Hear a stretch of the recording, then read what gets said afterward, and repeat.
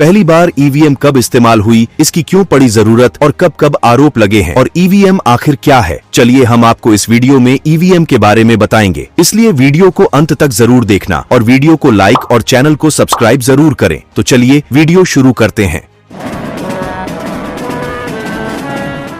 दोस्तों, लोकसभा और प्रदेश विधानसभा चुनावों में ईवीएम के इस्तेमाल से लेकर मतगणना तक चीजें आसान हो गई हैं। इतना ही नहीं, ईवीएम ने चुनाव करवाने का खर्च भी बहुत हद तक कम कर दिया है। हमारे देश में हर साल किसी न किसी जगह पर चुनाव होते रहते हैं। इसी वजह से ईवीएम का महत्व काफी बढ़ गया है। हालांकि चुनावों को सही से पूरा करवाना भी अपने आप में एक बड़ी चुनौती है। ईवीएम को शंकाओं, आलोचनाओं और आरोपों का भी सामना करना पड़ा है। हालांकि चुनाव आयोग का कहना है कि स्वतंत्र और निष्पक्ष चुनाव करवाने में ईवीएम बहुत अहम भूमिका निभाती है। तो चलिए पहले जानते हैं ईवीएम आखिर क्या है। ईवीएम का सरल भाषा में मतलब होता है इलेक्ट्रॉनिक वोटिंग मशीन। यह मशीन साधारण बैटरी से चलती है और ईवीएम मतदान के दौरान डाले गए वोटों को दर्ज करती है और वोटों की गिनती भी करती है। ईवीएम के दो पार्ट होते हैं। इसमें पहला हिस्सा बैलेटिंग यूनिट जो मतदाताओं के द्वारा संचालित किया जाता है, वहीं दूसरा हिस्सा कंट्रोल यूनिट पोलिंग अफसरों की निगरानी में रहता है। ईवीएम के दोनों हिस्से 5 मीटर लंबे तार से जुड़े हुए होते हैं। एक ईवीएम में 64 उम्मीदवारों के नाम दर्ज हो सकते हैं। वोटों को दर्ज करने की क्षमता की बात की जाए तो एक ईवीएम में 3840 वोटों को दर्ज किया जा सकता है। भारत के दो पब्लिक सेक्टर कंपनियां, पहली भारत इलेक्ट्रॉनिक्स लिमिटेड, दूसरी बेंगलोर और इलेक्ट्रॉनिक्स कॉर्पोरेशन ऑफ इंडिया, ये हैदराबाद में चुनाव आयोग के लिए ईवीएम बनाते हैं। तो चलिए अब जानते हैं कि ईवीएम का पहली बार कब इस्तेमाल हुआ। अगर बात ईवीएम के सबसे पहले इस्तेमाल की करें तो साल 1982 में इसका उपयोग हुआ। केरल के परूर विधानसभा सीट के 50 मतदान केंद्रों पर वोटिंग करने के लिए ईवीएम का उपयोग किया गया। लेकिन इस मशीन के इस्तेमाल को लेकर कोई कानून न होने की वजह से सुप्रीम कोर्ट ने उस चुनाव को सिरे से खारिज कर दिया। इसके बाद ईवीएम मशीन के इस्तेमाल पर चुनावों में रोक लग गई थी। फिर साल 1989 में संसद ने लोक प्रतिनिधित्व अधिनियम 1951 में संशोधन किया और चुनावों में ईवीएम के इस्तेमाल का प्रावधान किया।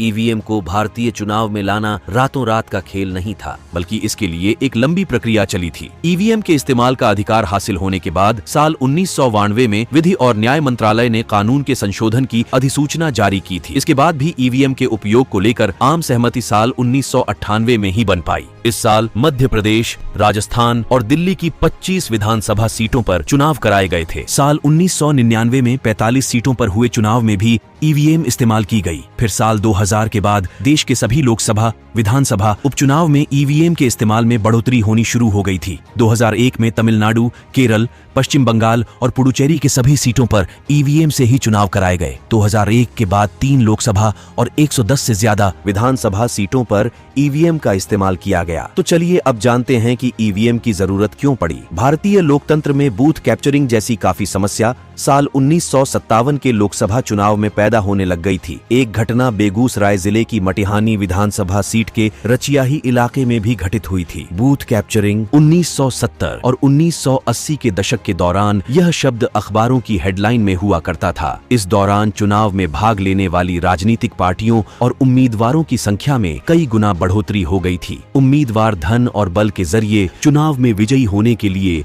बूथ कैप्चरिंग का नया हथकंडा अपनाने लगे थे। ऐसे में लोकसभा और विधानसभा चुनाव करवाने वाले निर्वाचन आयोग के लिए इस तरह की समस्या काफी बड़ी सिरदर्दी बनकर सामने आई थी। चुनाव आयोग बूथ कैप्चरिंग की घटनाओं में लगाम लगाना चाहता था ताकि निष्पक्ष और स्वतंत्र रूप से चुनाव कराए जा सके। धीरे धीरे चुनाव आयोग चुनावी प्रक्रिया की सुधार की दिशा में काम करता रहा। इस कड़ी में आगे काम करते हुए सभी पार्टियों की सहमति के बाद ईवीएम यानी इलेक्ट्रॉनिक वोटिंग मशीन लाई गई। तो चलिए अब जानते हैं कि ईवीएम पर कब कब सवाल उठे हैं। ईवीएम पर सत्ता से बाहर होने वाले राजनीतिक दल सवाल खड़े करते रहे हैं। 2009 के लोकसभा चुनाव में पहली बार ईवीएम मशीन पर सवाल खड़े किए गए। इस दौरान भारतीय जनता पार्टी के उम्मीदवार लालकृष्ण आडवाणी और तत्कालीन जनता पार्टी के अध्यक्ष सुब्रमण्यम स्वामी ने ईवीएम के जरिए चुनावों में धांधली के आरोप लगाए थे। वहीं अगले साल यानी 2010 में बीजेपी नेता जीवीएल नरसिम्हा राव ने भी मशीन पर सवाल खड़े किए। इस दौरान सुब्रमण्यम स्वामी सुप्रीम कोर्ट तक भी पहुंच गए थे।